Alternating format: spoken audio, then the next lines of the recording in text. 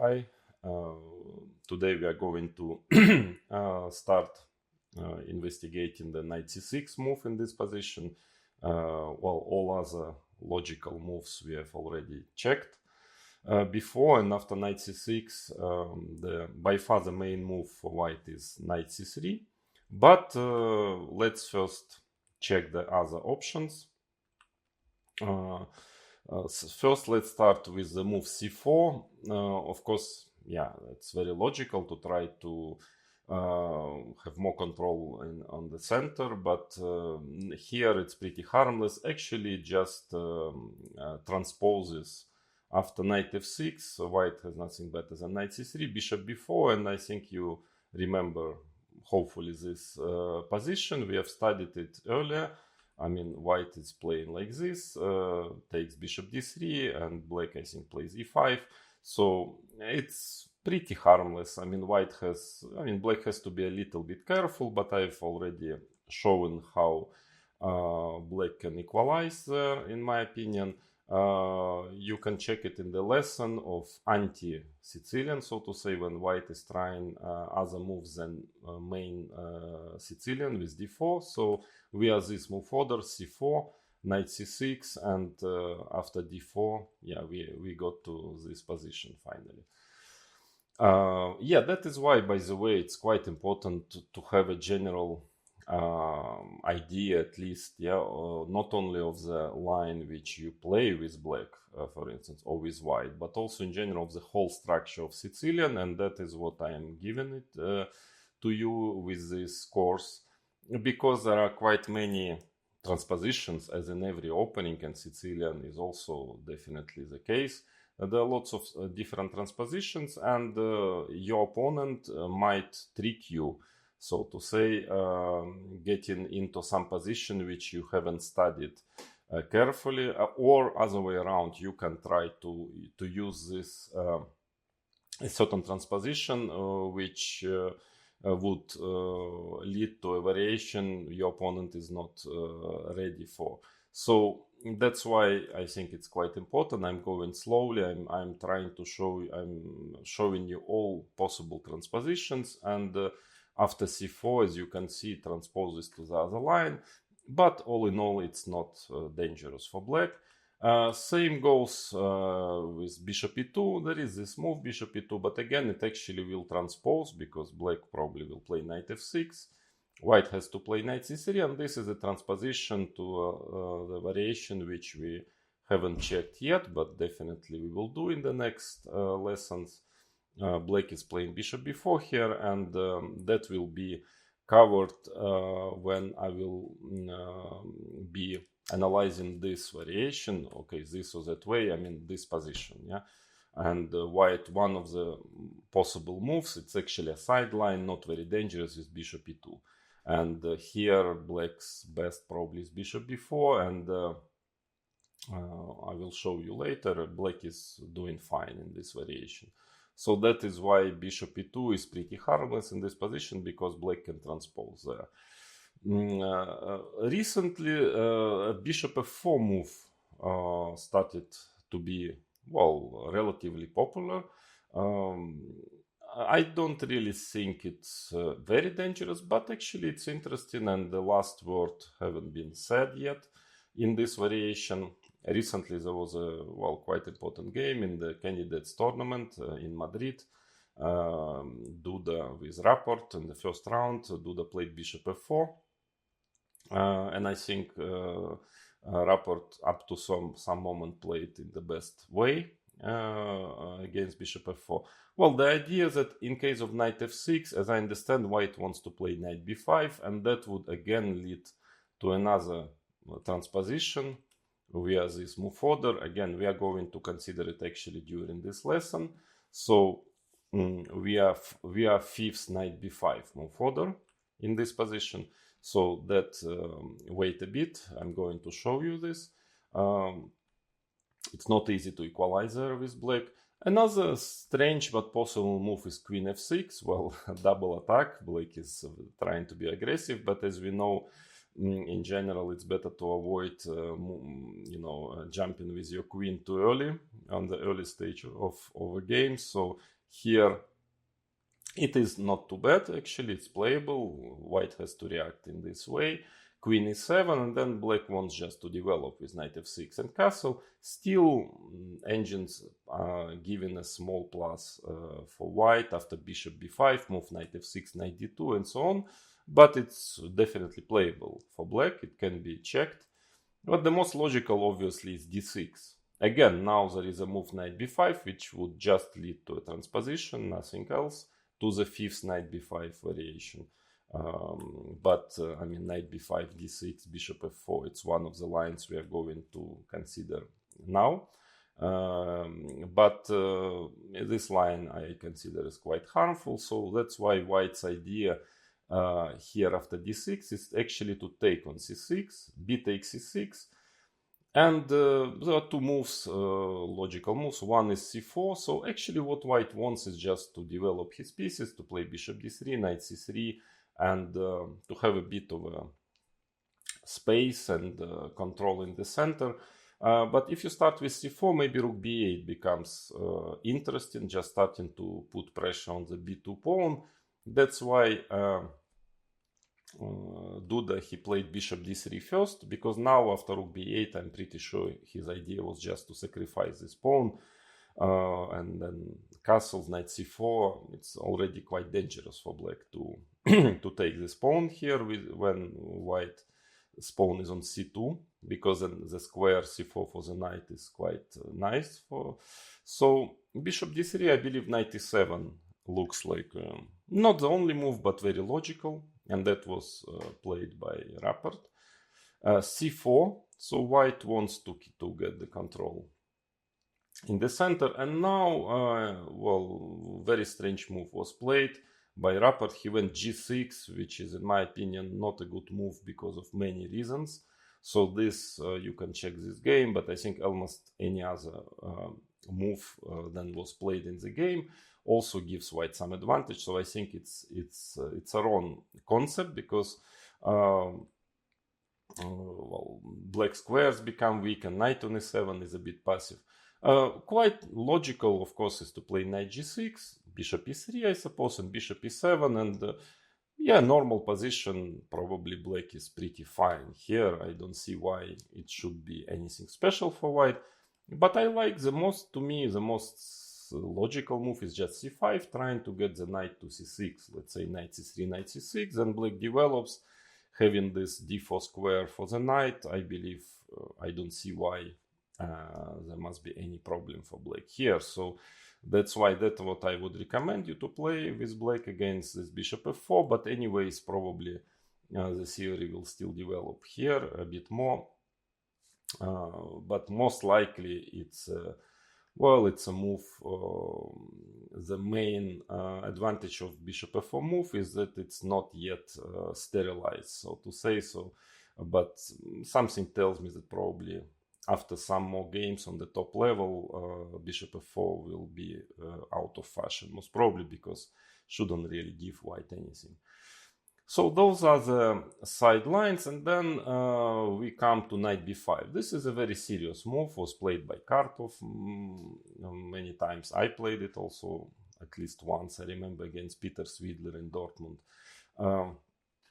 So white wants just to get the control in the center. He wants to get this so-called hedgehog structure with d6, c4, a very important structure in the Sicilian, as you already noticed, yes, especially in all those Paulsen variations with a6, it appears very often on the board. Here, of course, white will probably lose some tempies, but still, if there are some players who like the structure with white, who like this slow game, they try to play knight b5. Here d6 is usually played, but actually knight f6 is possible. Again, there are a lot of transpositions after knight f6 possible. For instance, knight c3.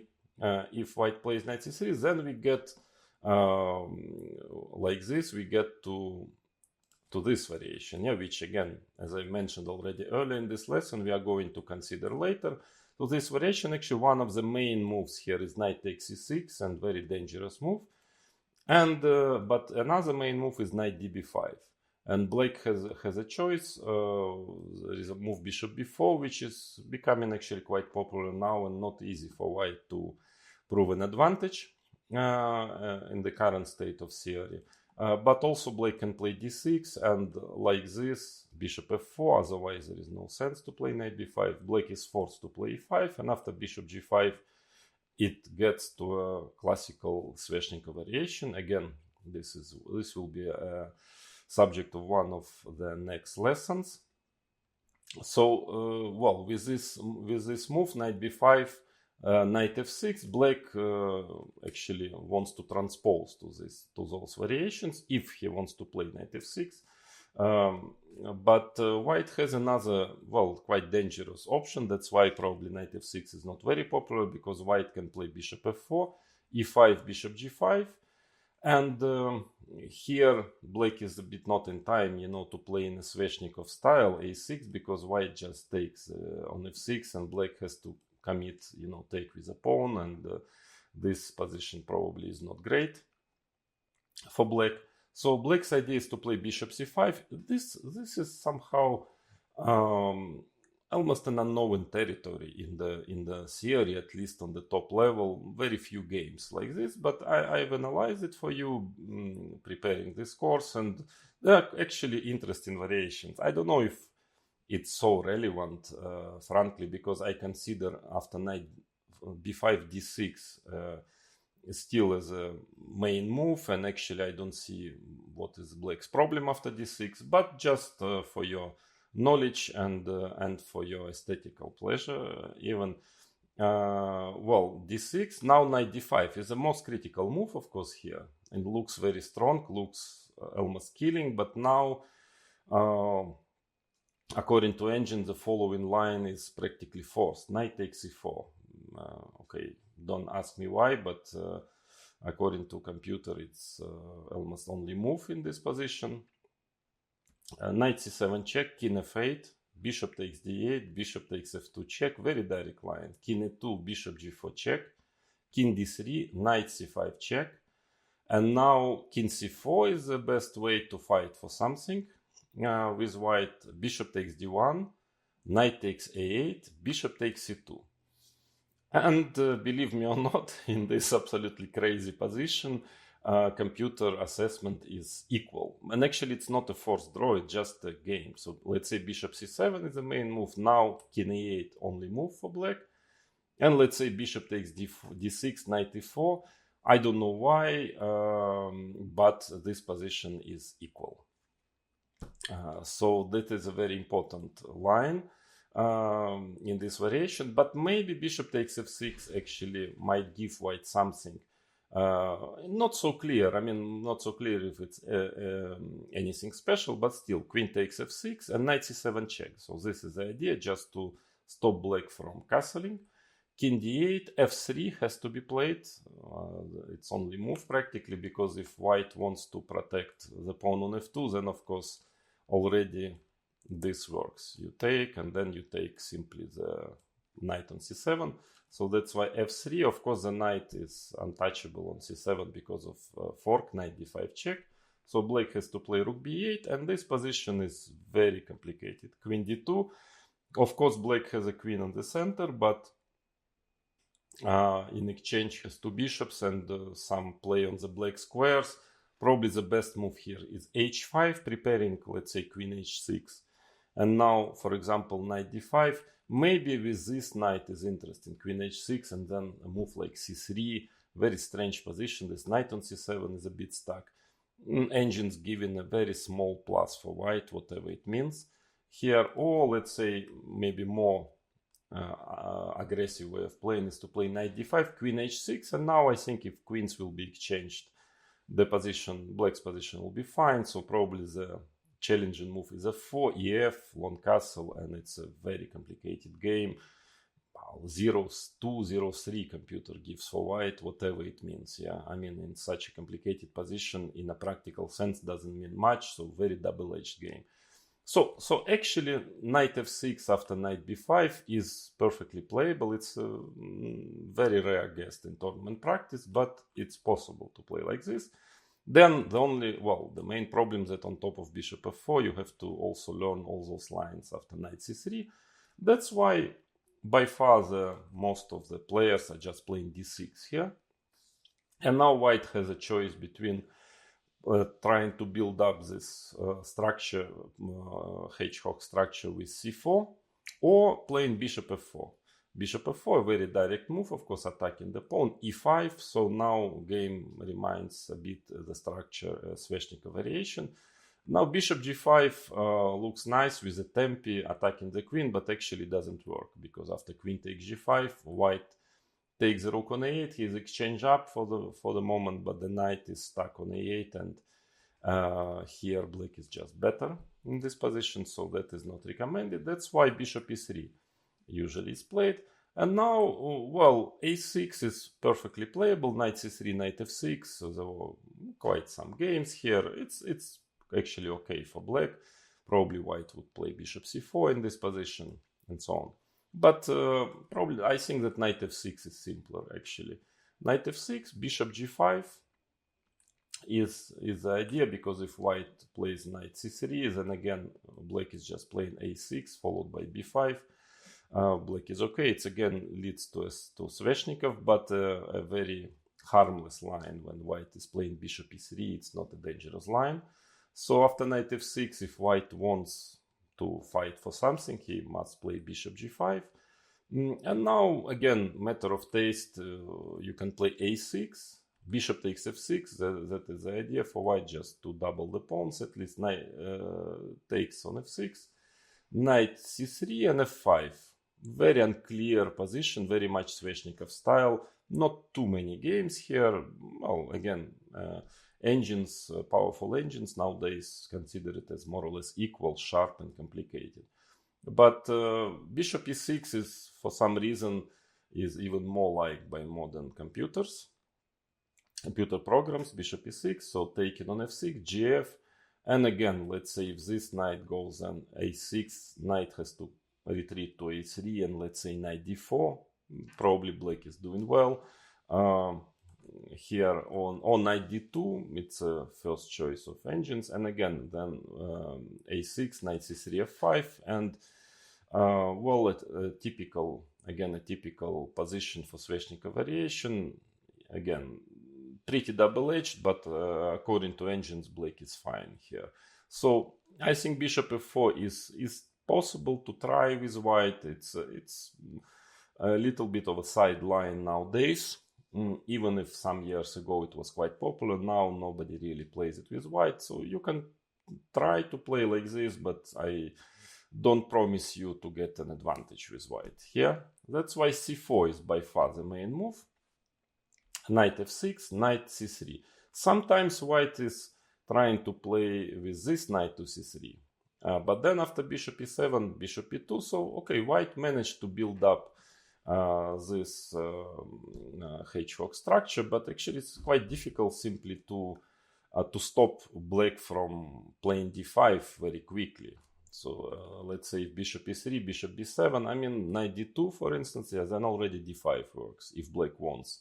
So by far, again, the most popular is to play with this knight to c3, a6 has to be played, knight a3. If white sometimes plays knight d4, it's a little bit strange, obviously. White lost to Tempest, but he at least managed force black to play d6, so his bishop is not getting out already. But then black is just in time like this and to play d5, and this seems to be, I mean, this position in cd and queen takes d5, it's a much better version compared to this Paulsen variation with c4, fifth c4. You can check it there. Black had queen on, white had queen on d3, and black had bishop on b4, which is of course on a7 it's much better placed. So here bishop will go to f6. I don't think there will be any real problems for black to make a draw. Also cd5 is here already quite okay. So knight d4 is quite harmless. White is trying to play knight a3 instead. So the idea, he wants to develop and okay, for the moment to keep the d5 push under control. But actually d5 is still possible, and it might be not a bad move at all. I mean, it has to be analyzed further. I don't know if you know it, but it was a very, very famous and absolutely brilliant game in the World Championship match, Karpov-Kasparov 1985. As a kid, I was watching it live, and I remember how impressed I was and everybody by this game. Kasparov played d5 and won with black in absolutely amazing, brilliant style. You should definitely go through this game because it's like classics. It's one of the maybe best games in the history of chess. So d5, I don't know if it's objectively, again, at that time there were no computers, so d5 was actually innovation, was a discovery by Kasparov himself, without any engines. So takes, knight b4. This was pretty forced. And now, I think in the game 12, Karpov, in this position, he played something more harmless and got nothing out of the opening. If I remember, he went bishop c4, bishop g4. That was the black's idea. And he just played bishop e2, black exchange, queen e7, and then took back on d5, and the draw was agreed pretty soon. But in the next game, he went bishop e2 already in the game 16. So he was prepared, and it was actually a funny story. I think here knight b takes d5, in fact, is probably enough for black to equalize. For example, like this, and white has a bit of initiative, but I don't believe it's anything really special. But Karpov probably analyzed it and found some way to press a bit in this position and wanted to play like this. But suddenly Kasparov played bishop c5. This position, so that was his idea. He wanted to play for initiative, and the game developed in the following way: castles, bishop f3. Okay, white just protected the pawn, but after bishop f5, black has some initiative here, and in the game bishop g5 was played, rook e8, and I really recommend you to study this game. It's absolutely brilliant. So Kasparov won it in a fantastic style, and then became world champion in this match, also with the help of the Sicilian defense. The last 24th game he won with black with the Sicilian again. But in fact, by the way, nowadays engines are saying that knight c4 might be interesting, and it's a kind of try. It's quite a serious try for advantage, because after bishop d3, some tactics, some computerish tactics, bishop e3. Don't ask me why. I suppose the idea that if you take on e3, computer wants just to sacrifice an exchange, and there is a certain issue with a knight on b4, and white has quite a powerful d pawn, so maybe white can fight for advantage here, or bishop c2, queen d2, bishop d3, knight a4. Is also computer is showing some small maybe plus for white, close to equal. Actually, it doesn't really matter so much theoretically wise, because first of all, I believe that knight b5 should be enough to equalize. And secondly, why it doesn't matter, because in this position there is a very powerful move bishop e3. You see different times, of course, and even preparing for the World Championship match is such important match. Okay, people are just missing these tactics because there is no computer who can show it. And nowadays engines, of course, showing it immediately, that there is a bishop e3 move, and the idea that after bishop takes e3 there is queen a4 check, and this is almost a refutation actually of the bishop c5 move. I mean, okay, black has nothing better than to do this, and after exchange, okay, it's just pawn down with chances to hold, but of course white is better here. Yeah, and actually it's quite interesting because Karpov, in his interview after the match, he said that in fact one of his coaches, Yefim Geller, he found this move. He found this move, bishop c5, bishop e3, in his analysis, but just forgot to tell him. And Karpov during the game automatically castled here because he just missed these tactics. And something tells me that if Karpov would have played bishop e3 in this position, that would be. And Kasparov also admitted he simply missed this idea Also after the match he admitted already that they just blundered bishop e3. So I can imagine what kind of unpleasant surprise would be to see bishop e3 over the board for Kasparov, and to start defending a worse endgame, which was not his cup of tea, especially against Karpov. I mean, it's very likely Karpov would have won this game, would have taken the lead, and maybe wouldn't lose his title. And maybe the history of chess would go in a different direction. I mean, I'm sure Kasparov is a genius, and I'm sure he would become world champion one day, but maybe not at this 1985 match.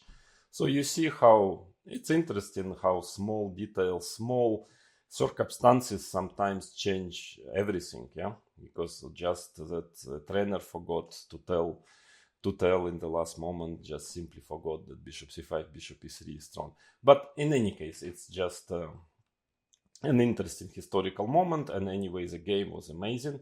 But I think bishop e5, bishop e2, knight bd5, well, should be enough to equalize. That's why still probably bishop c4 is the main move, and after bishop g4, only now not this bishop e2, which is quite harmless, but f3. And now this position needs to be analyzed. It's extremely complicated. Of course, nowadays with engines, it's much easier to analyze than in 85 over the board. Bishop f5, g4 now. That's the only way for white to fight for advantage. And in case, for example, of knight takes g4, queen e2 check, king d7 is only move, bishop f4, and probably it's in white's favor, even though it's still very complicated. But after the most logical move, bishop g6, now engines are given g5, for example, knight d7, and this position, check on e2, only move queen e7 and knight e4. And okay, this position has to be analyzed. Maybe it might be better for white. I mean, if it is, then probably it's a refutation almost of the d5 move. In any case, d5 is just an option to, so to say, to solve all problems immediately, just to equalize on the spot. Interesting variation, which is not fashionable anymore nowadays, but it's not refuted yet. But of course, by far the main move is still bishop e7.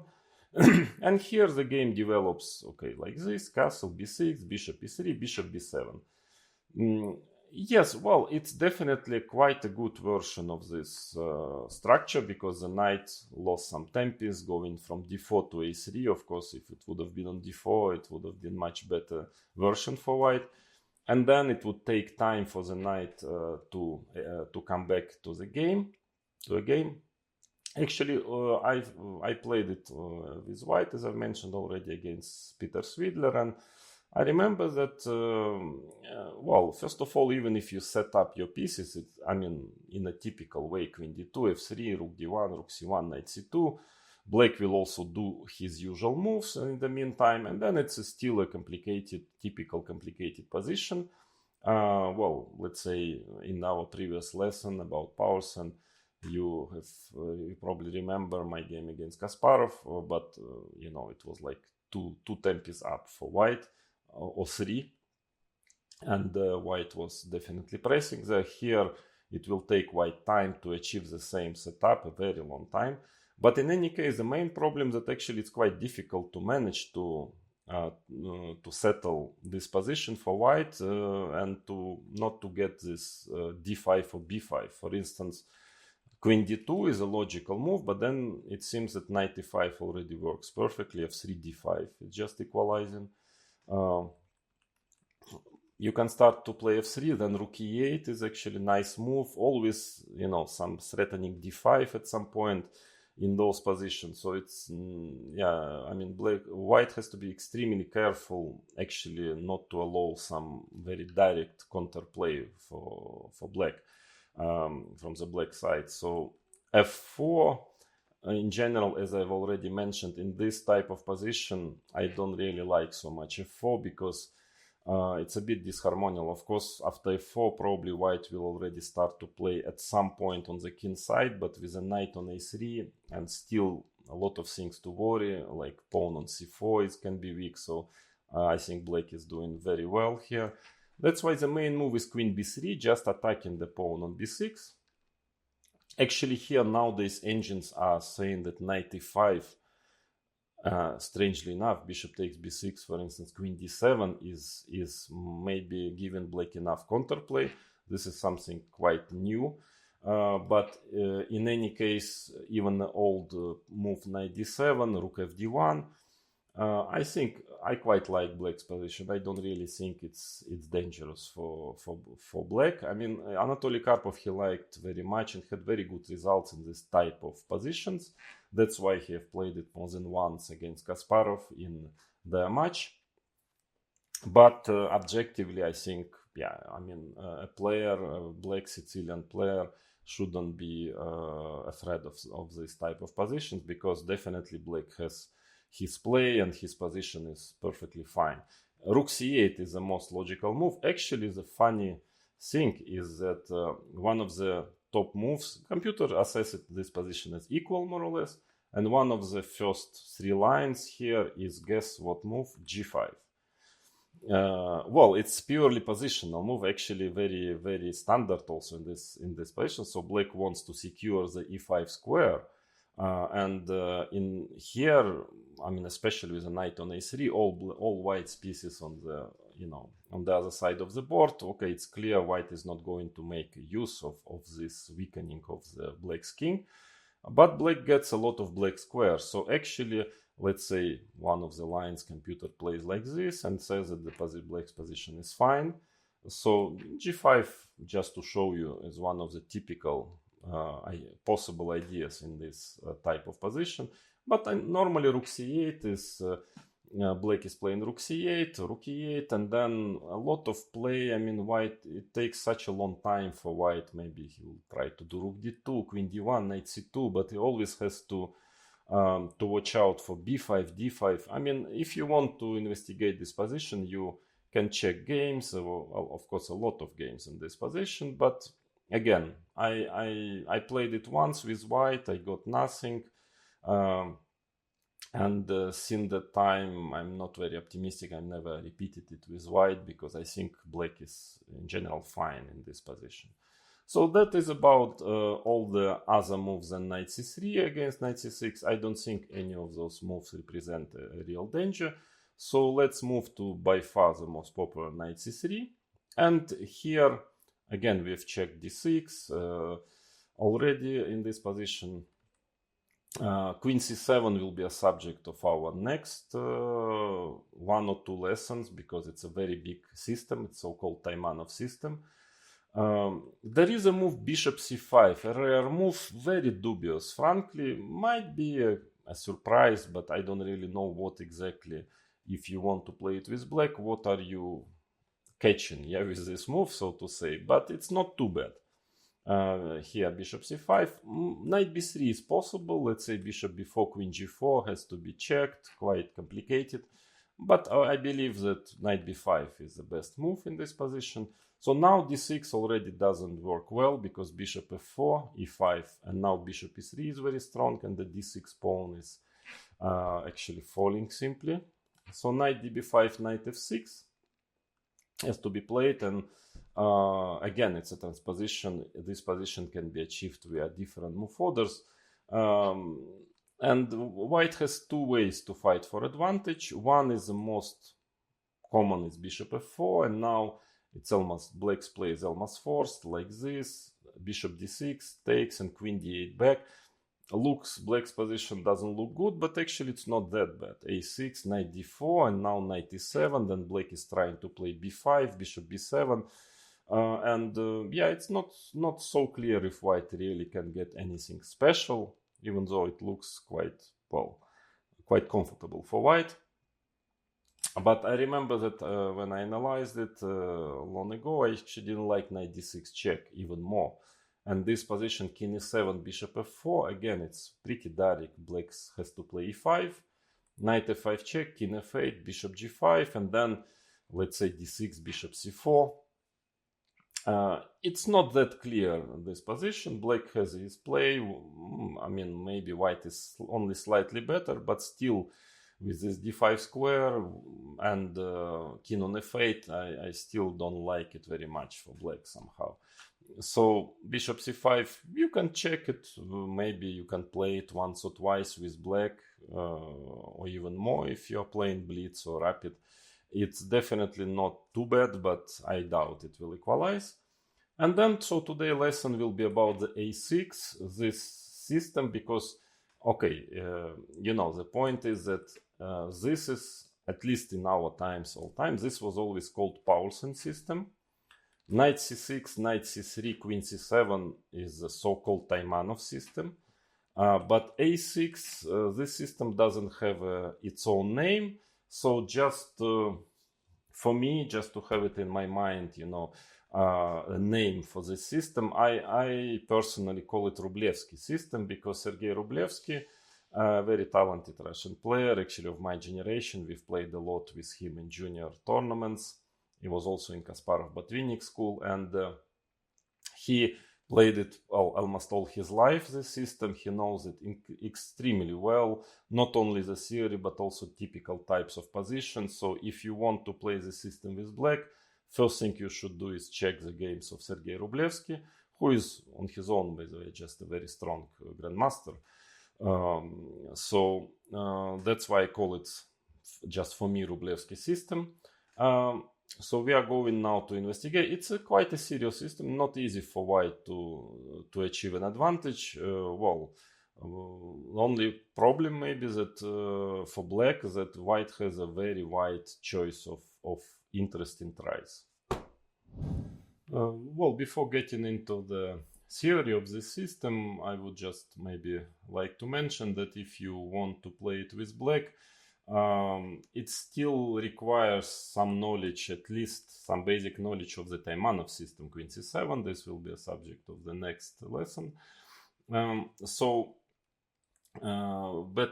Because in quite some lines, transpositions, and you need to understand in what variations it's favorable for black not to have queen on c7 yet, at least, because most of the time it anyway develops there. So I will try to explain it here, all those nuances, but still very often what happens that black players, they have both systems in their repertoire because of all those quite a number of transpositions. So sometimes they play queen c7, sometimes a6. So Sergei Rublevsky, he always played a6 actually, but anyways, I will try to explain you now the nuances. There are quite some nuances in move orders. For instance, if white has a strange but actually not so harmless move a3, because you see very often black has these ideas of playing bishop b4 in those systems, like Taimanov or Rublevsky system.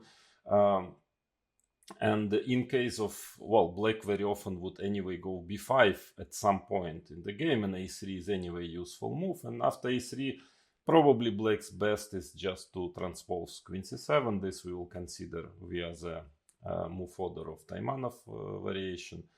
Then what are the advantages of a6? It gives additional options against systems like, for instance, f4.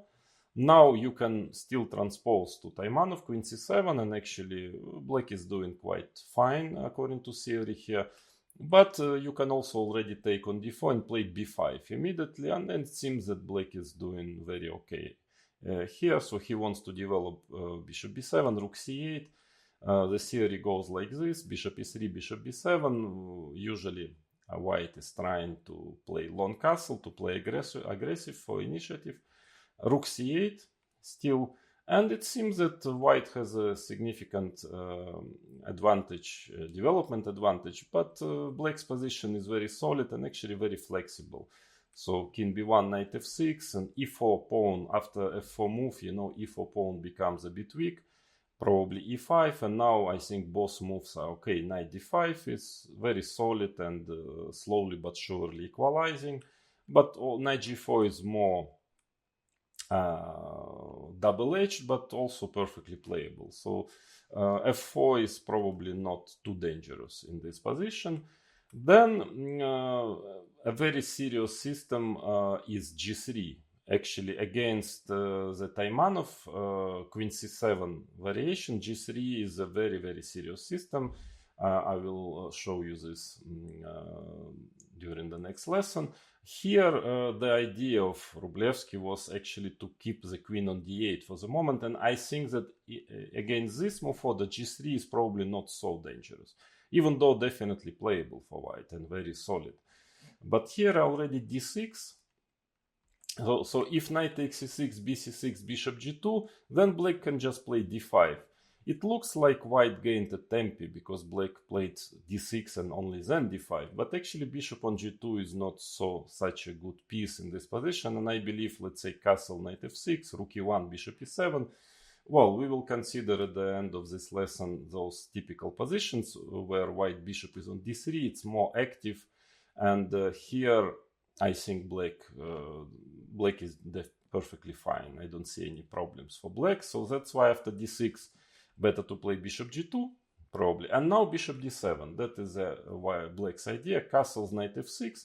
So black is in time to develop his pieces, which is not always the case if the queen is already on c7. So if black is playing this g3 variation via the Taimanov move order.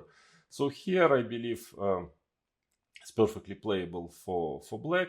And normally white's typical plan here is to do something like this, whether immediately a4, bishop e7, then black tries to take.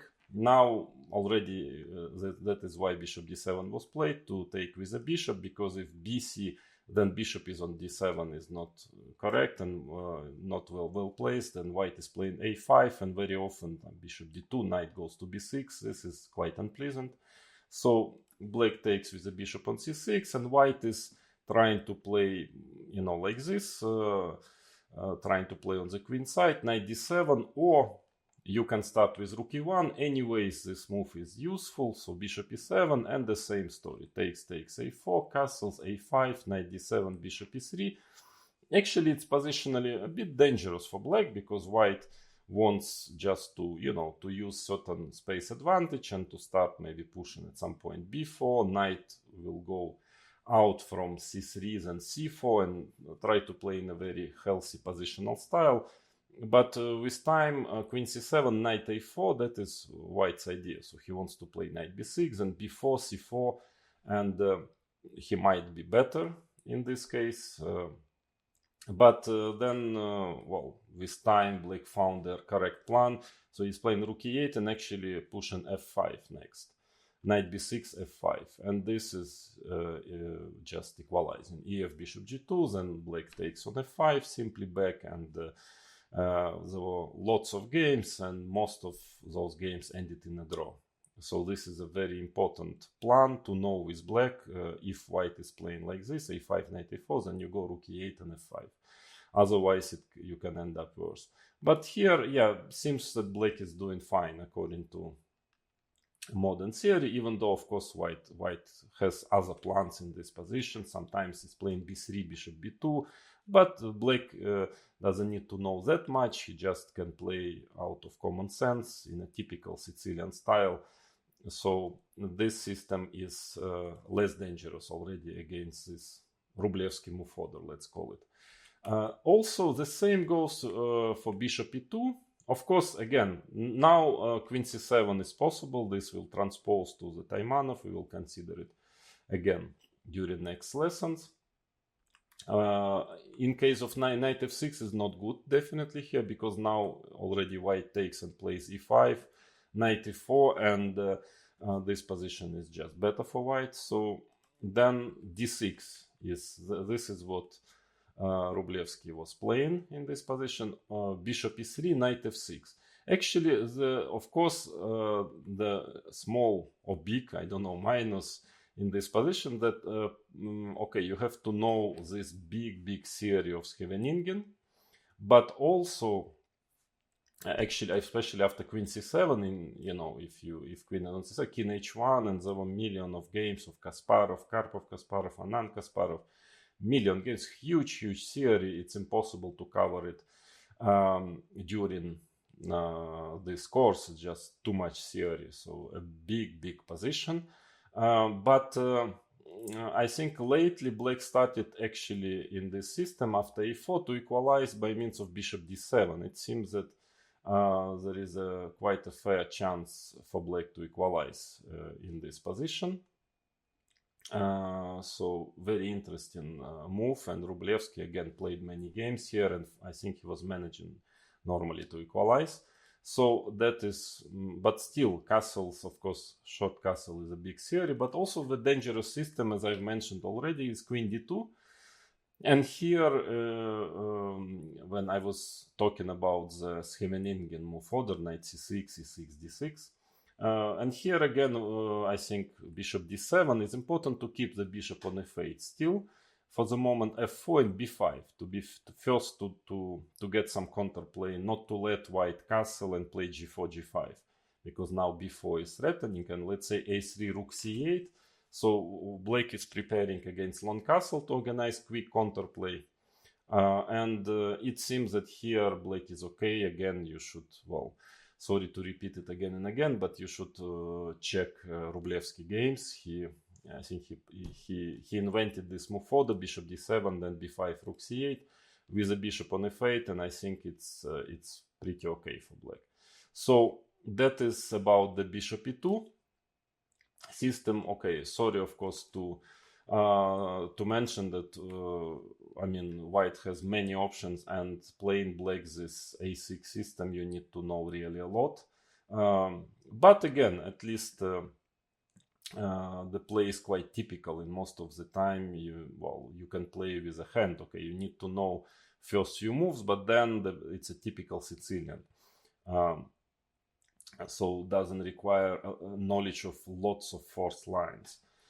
But then another question is that it was always considered, actually, this move order, that it's kind of stops bishop e3 variation, which is one of the main lines against Taimanov. After queen c7, maybe the most popular move is bishop e3, a6, and now there are different moves, but queen d2 is the main line here, and we will again study it when the time for Taimanov will come. But here, well, that was one of the ideas that now already, if white tries to play the same system, then of course black can transpose with queen c7, and maybe he should transpose, hard to say. But he can play knight f6 now. Very important, because now if white is playing in the same way, then knight d5, and actually the bishop on e3 is hanging. That's why white doesn't have this typical knight e4 move.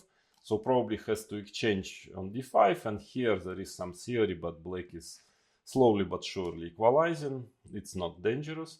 But nowadays queen d2 actually is, it's not so clear if black can manage to equalize directly here. I mean, of course, he can always play queen c7 and transpose to Taimanov variation, but well, normally bishop b4 was considered to be a kind of refutation of the f3 d5, and black manages d5 and breaks through in the center. But nowadays engines, they just play long castle, and it has to be checked. I mean, white has some chances still for advantage. So there are two major ways to play with black in this position. Maybe castles can be interesting, has to be checked here. But if black is trying to play in a direct fashion, like queen a5, obviously very logical move, knight b3, then it gets very direct. The game, d4, but now white has quite a strong compensation for the pawn. I think Wesley So played bishop e2 here once, but maybe rook e1 is even more interesting, ef, gf. And actually white has two bishops, quite a serious initiative on the black squares, and rook g1 he wants to play. So this position is not so easy for black. Maybe with accurate play he can manage finally to equalize, but it's not so simple. And another logical move is of course to take on e4, but then this endgame, knight takes e6, takes bc. Actually knight takes e4 was played in human games, but I think this shouldn't be a big problem. Knight takes e4, of course, if bishop b4, then knight f2 comes. So then white is taking f e4, but this I don't really believe. King e7, e5, and bishop b7. I'm sure that maybe white still has a bit of initiative for the time being because of those weak pawns on the queen side, but it shouldn't be a problem for black to hold this position. But engines pretend that after fe, black still has to fight for equality. Well, has to be analyzed this position. If here black is okay, then it is just equalizer, bishop b4. But okay, it's not so trivial, not as easy as it was considered some 10-20 years ago. Also, another option, if black doesn't want to transpose to the Taimanov system, then another option is to play e5. Also a strange move, of course, but very tactical. So the idea is that if knight goes somewhere to b3, then black just wants to play bishop b4 and d5. Of course, this is simply not playable for white. So then after e5, white has a choice whether playing knight f5, then d5 comes, e d5. But here, first of all, maybe this actually works. I mean, black is very close to equalize according to engines. But in human practice, knight b4 was usually played, and now most of the time white would play knight g3, black would take back on d5 and will be fine. But again, maybe g4 is a move which can be investigated. I mean, I don't know if it's in any case it's not much for white, but the question is if he has something or nothing really. So it's about this. But g4 is definitely more critical than knight g3. So knight e5 is an option, and another option is knight takes c6. And now dc6 is a bit sad. Yeah, I mean, this endgame probably slightly worse. For example, like this, white can play then f3, trying to put pawn on a5. So maybe black should react, putting his pawn on a5. It's still not clear if f3, for instance, if it's really enough for full equality for black. But also white can actually end up with two bishops by force playing knight a4, and now it seems practically forced line like this. You take two bishops. Yeah, it's of course holdable, this position. Definitely black is very close to make a draw, should normally make a draw, but still it's two bishops, white can press a bit. So maybe dc6 doesn't fully equalize, that's why bc6 is played usually. And now f4 is basically the only try to fight for something, and knight g4, and here different moves for white. It's a complicated position. There was a game of Dominguez here, I remember, and theory is not really developed here. So actually bishop e3, I mean, from the white side it's an interesting attempt. If you play against Taimanov system anyway, bishop e3, queen d2, then of course it's very tempting to do the same against a6, just not to study all the theory. But yeah, maybe black has chances to equalize in this direct way, whether playing e5 or bishop before d5. Still the last word wasn't said yet about if black finally manages to equalize here, or he should better move to Taimanov. But anyway, bishop e3 is a serious move as well. And then what else? Yeah, lately, actually, bishop f4 became and it's really a very, very serious move, actually. It becoming maybe the most even popular move in this position now, bishop f4. It's true, it's very serious. I mean, if you are playing this system with black, I advise you first to make sure that you have something against bishop f4, because here black doesn't have a very big choice. I think d6 is almost forced if you want to try to equalize, because knight f6, e5 should be better for white. So d6. And also if you are playing white against this Rublevsky system, yeah, bishop f4 is a very prosperous idea, very fresh, not so much theory still, but quite dangerous. Here, of course, the idea is not to play bishop g3. I mean, if you play in this Sicilian fashion, it's quite harmless. First of all, even e5 might be interesting, but I don't see anything wrong with bishop d7 and typical b5, bishop e7 play. okay, pawn on d6 is a little weaker than usual because of bishop on g3, but I don't see how to make use of it, and otherwise black should be fine in this type of Sicilian when white have castled already and short, and black already managed b5, shouldn't be a problem. So white's idea is actually to take on c6 here. B takes c6, and probably there are different moves, but I guess the most logical is queen d2, trying to play for long castle, because as you see, still white is having quite a significant development advantage. Yeah? So this position is quite fresh, still not so many games, very complicated, interesting. Definitely white has chances to fight for opening advantage here. I mean, it's not so easy for black, but definitely it will be playable for black. I mean, even if white will get something, it will not be too much if you know what you are doing with black. Probably, maybe the best move is bishop e7, strangely enough, to start with bishop e7, because in case if you start with e5, then white has additional option bishop g5, which might be interesting. And let's say bishop c4 here is the same type of position, but with more active probably bishop on g5 than on g3, which appears to be the case after bishop e7. d5, of course, is also logical. Castles knight f6, but engines don't like it for some reason, because f3 even just playing, but even actually nowadays engines, they even just go g4 directly. Well, you already noticed probably checking all those Sicilians, yeah, that it's very often nowadays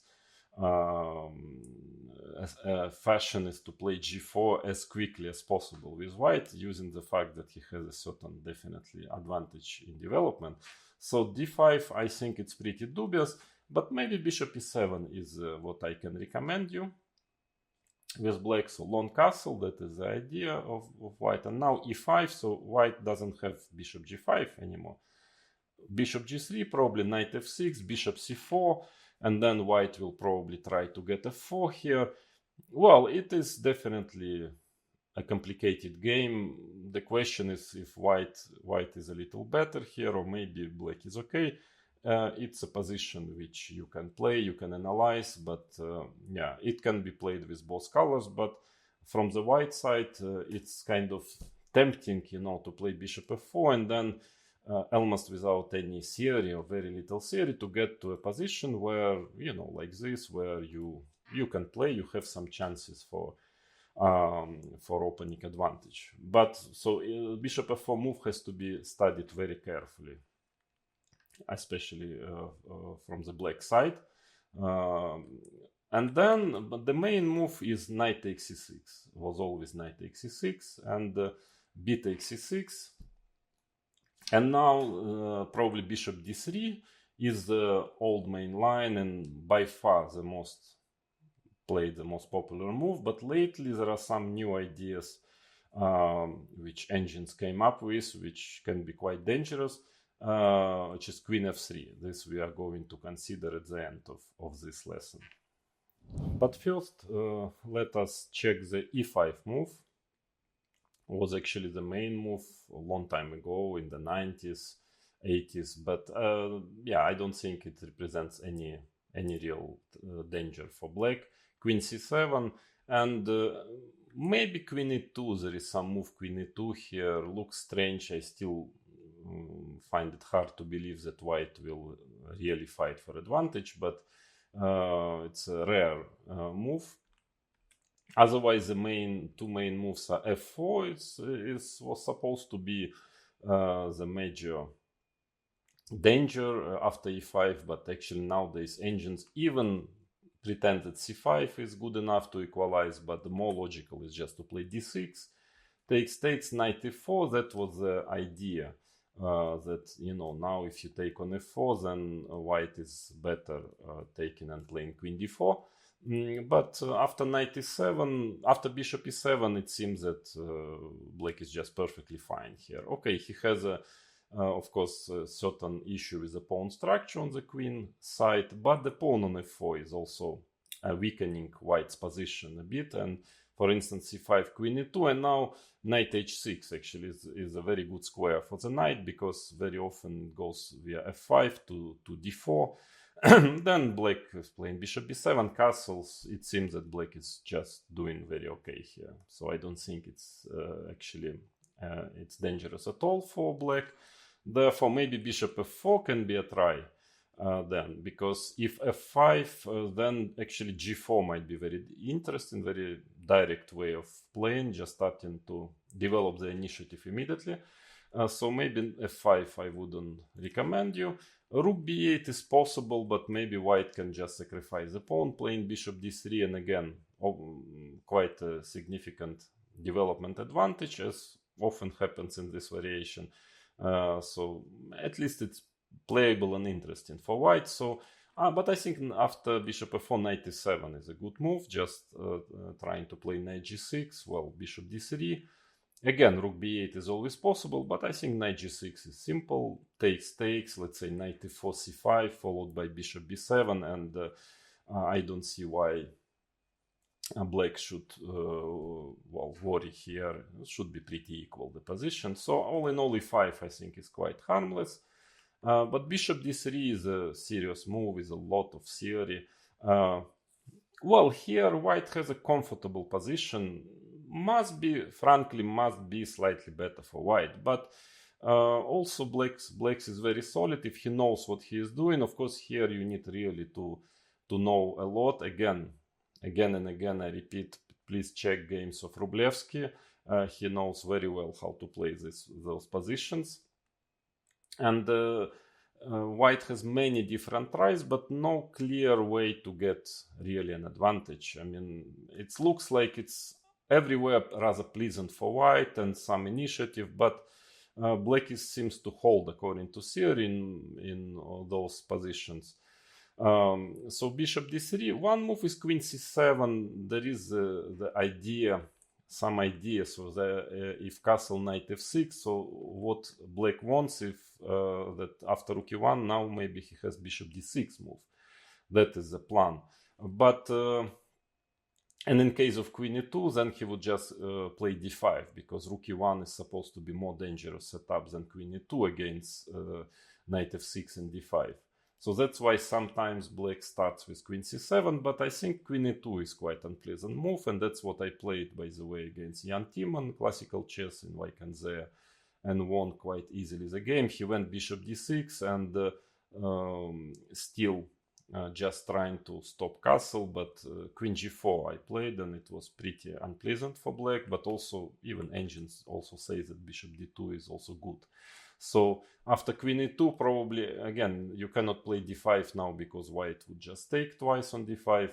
Then if knight f6, then obviously e5 is unpleasant. Then black is trying usually here to play bishop b7, castles, and finally to get d5. But bishop b7 is maybe a bit premature, because white has some quite dangerous ideas. For example, bishop g5 is very interesting here. Also, even very direct way of playing f4, maybe trying to get f5 quickly. I wouldn't say that there is a very clear way for white to get much better here, but very dubious line, so I wouldn't recommend you to play queen c7 because of queen e2. That's why usually black just goes d5 immediately, castles. Well, now the thing is, after queen c7 already, well, you can always, of course, play queen e2. Yes, this kind of setup is always possible, yeah, something like that.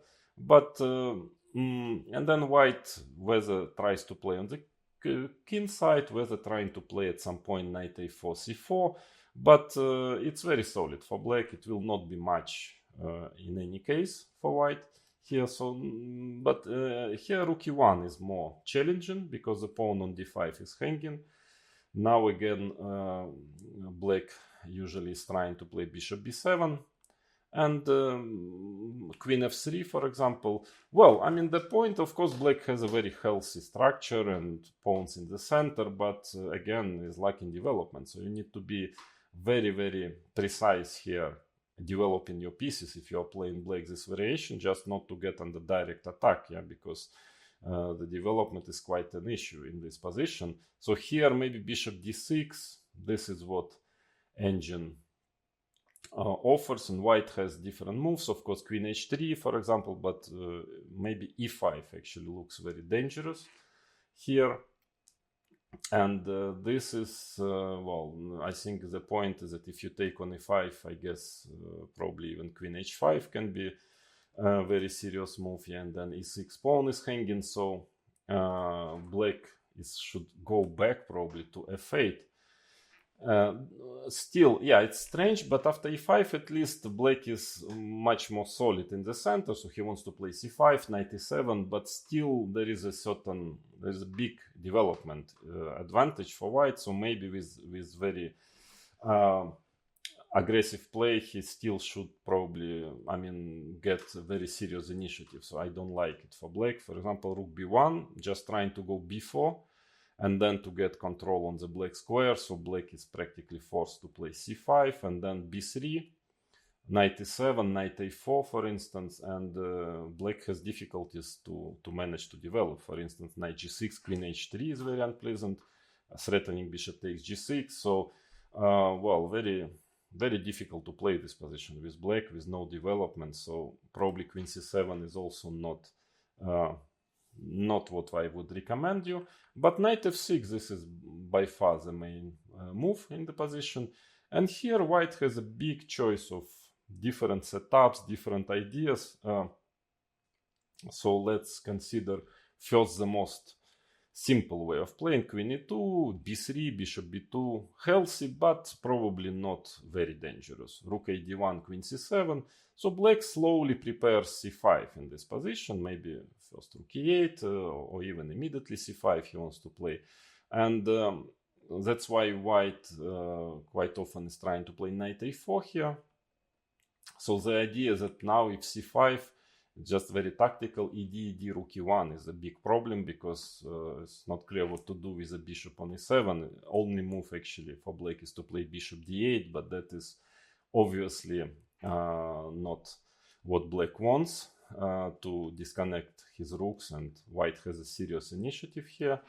Then also, if you play rook fd8, a healthy move preparing c5, then you can get under very dangerous quick attack like this. e5, f4, and f5 is coming. For instance, after g6, typical move, but here actually still f5 is possible, and white has a crashing attack.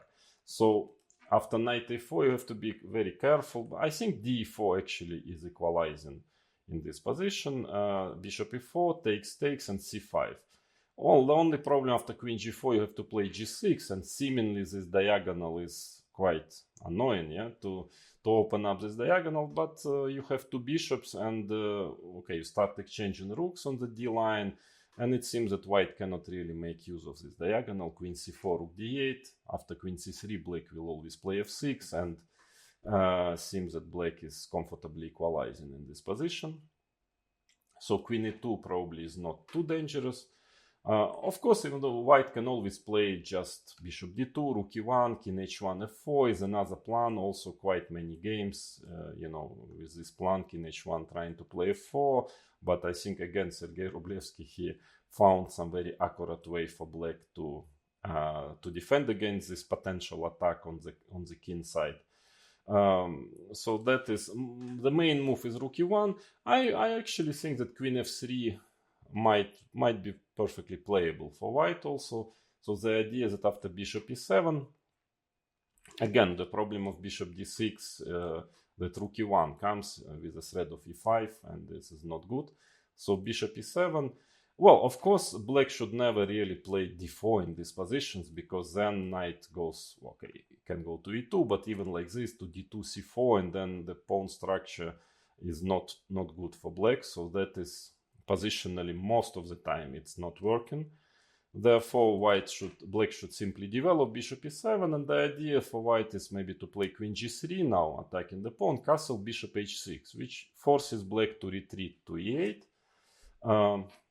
Well, now black wants bishop h4, so bishop should also retreat, bishop f4, knight f6 back, and yeah, I thought maybe white can try to play this position, for instance bishop c7, queen e8, and just rook e1, bishop b7, rook d1, to play it slowly. It's an interesting attempt, not very popular. I mean, most of the time white is playing 9 rook e1, but I consider it as maybe a valid try for white to fight for advantage. So pay attention on this move, because rook e1 is played most of the time by top players.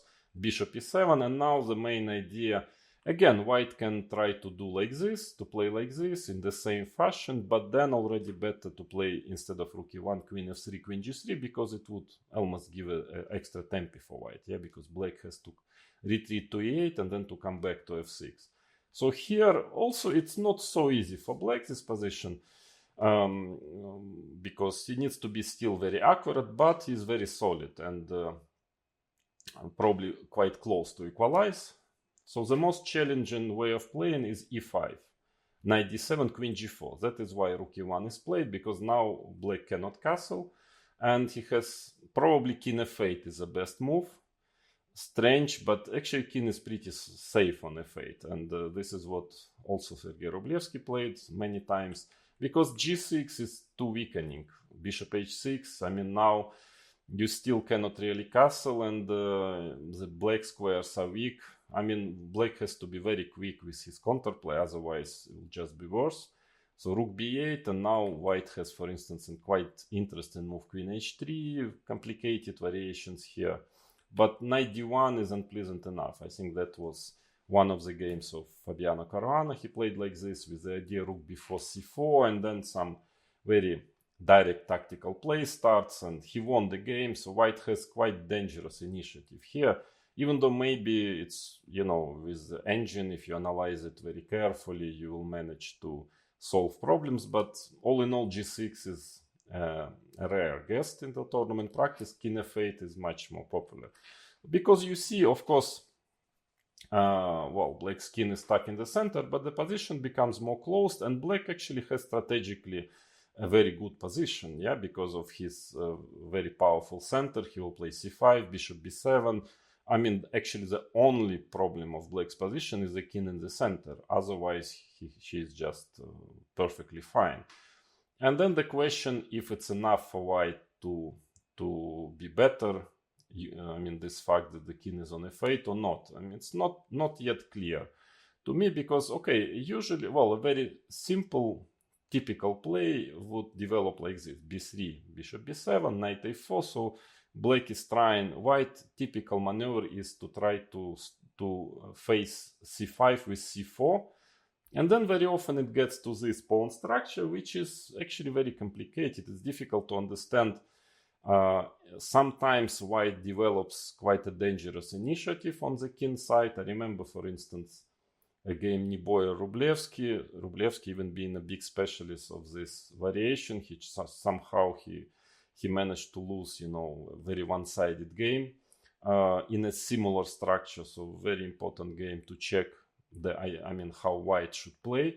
But very often black is also just doing perfectly fine. Queen h5, king g8, because, you know, then black wants to play g6 and followed by h5, and then a5 on the other flank. So white usually tries to maneuver his knight somewhere to d3. At some point, black has some counterplay with a5, a4. I think all in all, this position is close to equal. But as a type of position, that's why knight a4 is more popular, is trying to well, to play c4. I mean, now, for example, bishop b7, I guess the idea is to play c4 and not to let black manage the c5 d4, because after c5 white is going to take on d5 already, and I suspect queen a5 you have knight c3.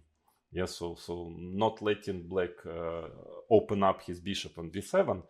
So knight a4, this position is very critical. I mean, queen a5 is a possible move. Bishop g5, I think, because there were games rook e2 was played, but it doesn't look like anything special. But bishop g5, this position, using this tactical trick that queen takes a4 is not possible because of queen d8 mate. So h6, queen g4, c5, b3, bishop b7, it's c4 sooner than later should be played, d4, and I don't know what is this position. Again, h4, for instance, g6, very important, yeah, because you have to solve the situation with your king. On h5, I guess black's idea is to play g5 already here, because if not g6, white would have put pawn on h5, and it will be very difficult to get the rook on h8 into the game. So g6, knight b2, so white starts to get his knights closer to the center. Rook g8, for instance, computer is playing, I mean, maybe preparing, maneuvering the king, or maybe even sometimes preparing g5. Hard to say. Engines given here very, very small plus for white. I don't know what it means, but probably I think here black, I mean, should be more or less fine, but there are dangers. I mean, the strategical danger is, let's say, if white protects the pawn on e5, then changes bishops on e4, gets his knight on d3, and starts you know, getting some play on the king side. So there is a certain strategical danger. Is it okay for black or not completely? I think the only person who can answer this question is Sergei Rublevsky, because he had played 1,000 games in these structures. It's somewhere in between. For me, it's difficult to say, frankly. It might be completely okay for black. It might be that white still keeps some initiative. So then, but maybe interesting move is h5. It's very tricky. Of course, h5 is a very committing move, but I mean, it gets to a very strange position. For instance, if queen e2, c5, b3, bishop b7, c4, d4, this we already know, a typical way of playing. Let's say bishop d2, and now black is making his moves. Knight gets to d3, but this position again, yeah, it's I think it should be quite fine for black. I mean, there are a lot of questions. For instance, should black put his pawn on h4? Maybe sometimes trying to play rook h5, or maybe should not. I mean, if black plays a5, should white close this? You know, not trying not to let a4 by playing a4 himself, the knight on d3, but then maybe the pawn on b3 can be one day weak. All in all, it's perfectly playable position. I think if white has anything, very little. So that's why maybe queen f4 is more challenging, because just stopping g6 because of bishop takes g6. Still not clear if white has something here, because after king g8, c4, a typical way of playing. Now, yeah, for instance, engine already playing h4, and actually next h3, if you allow. Seeing that this alpha 0 pawn on h3 is quite annoying for white, so maybe it's also okay. And another way of playing is actually g5, playing like this: queen d2, c5, b3, bishop b7. Also, yeah, it's not clear, this position. It starts to get pretty direct. For instance, if f4, c4 seems to be okay. Take knight c5. Black has his own counterplay, because don't forget that it's not only black who can get mated, it's also white can get mated on the g line once it's open with this bishop on b7. So maybe safer for white is to play c4, and now we get another version of this typical position: bishop e4. Let's say take queen e2. This might be dangerous for black, because knight will get to d3 and white will start to play f4, but it also not so clear, because maybe in the meantime black will also manage something in this position. So not clear. After f4, black can always play g4. Complicated, strategically complicated position, but maybe if you want something safer, then king g8 is a safer move. So all in all, it's not quite clear if white really has anything special in this bishop d3, d5 position, even though, as you see, has quite a number of possible tries. And that is why lately queen f3 becoming quite fashionable. And true, it's a dangerous move. It's actually a very dangerous move, and I can recommend you to analyze it with white, and also definitely you should know what to do with black against queen f3, because now the idea that, for instance, against d6, actually again, engines even like very much g4. simply pushing pawns, g4, g5, h4, and in the meantime, sort of disturbing black's development. But even queen g3 might be unpleasant. Knight f6, and now bishop e2. Again, h4, for instance, is a move which is very much liked by computers. But even bishop e2, and it's, yeah, there is some minor, I mean, queen is good on g3 in those positions. So again, I wouldn't say clearly that white is better here, but it's, well, black has to solve some problems still. I mean, queen f3 is still quite fresh move, not too many games, but actually as an idea to get the queen on g3, I think it's a very interesting idea all in all. Then if queen c7, then queen g3. That is the point, that this endgame is in fact, again, maybe nothing very special for white, but not easy. G4, because it's very, very important, this h line, and this pressure on the h line is pretty annoying, because white will get sooner later his pawn on g5, and then this pawn on h7 is kind of stuck, yeah, with a rook on h8. So there is a certain initiative on the h line which makes white position probably preferable in this endgame. Let's say knight f6, f3, for example. If d4, definitely g5, and like this the game develops. Bishop e3, probably long castle. Black still has to solve opening problems with this h7 pawn, but again, it shouldn't be anything dramatic for black. I mean, it's definitely, the position is not too bad for black, but white has certain pressure. That's why, yeah, usually, again, in Sicilian, if you play Sicilian, you don't go in just immediately to a slightly worse endgame and trying to hold it. So that's why d5 is much more popular. And now there was a recent game in candidates tournament. Rajabov, I think Rajabov played against Rapport, and they played the first line of engine, which is queen g3, again trying just to stop black from developing his bishop. And now some, yeah, I don't know why, but the first line of engine is going like this, h5, h4, d4. Otherwise, computers already believe white is seriously better. And now some incredibly strange play starts like this. Don't ask me why. All these moves are the best. Bishop before check, king f1, and now f5.